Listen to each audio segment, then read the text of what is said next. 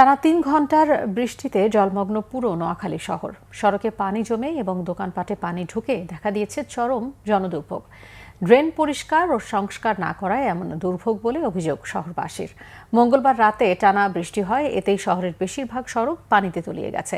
দোকানপাট, বাসাবাড়িতে ঢুকে পড়েছে পানি।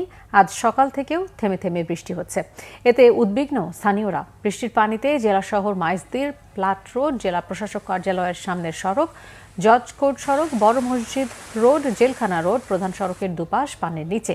এছাড়া হাউজিং, কৃষ্ণরামপুর, লক্ষ্মীনারায়ণপুর, হরিনারায়ণপুর, মাস্টারপাড়া, খন্দকারপাড়া এলাকার বাসাবাড়িতে ঢুকে পড়েছে পানি। খালগুলো দখল আর ময়লা আবর্জনা ফেলায় মৃতপ্রায়। ফলে বৃষ্টি হলেই পুরো শহর ডুবে যাচ্ছে। এমন পরিস্থিতি থেকে উত্তরণের সমাধান চান শহরবাসী।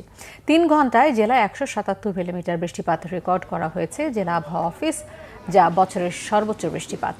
আগামী ৫ দিন জেলায় মাঝারি ধরনের ভারী থেকে ভারী বর্ষণ হতে পারে বলেও জানানো হয়েছে। এই অঞ্চলে মানুষ খুবই কষ্ট করে, একটু বৃষ্টি হলে পানি হাঁটুর উপর হয়ে যায়। এখানে আলফারুক এবং আপনার পাবলিক কলেজ দুইটা রোড, এখানে এখন মিজিবাড়ির একটা রোড আছে, এই রোড মিলিয়ে এখানে বহু সমস্যা হইতেছে। বাচ্চাদের স্কুল, কলেজ এগুলোর খুব হয়, এইটা দেখার মতো কোনো লোক নেই।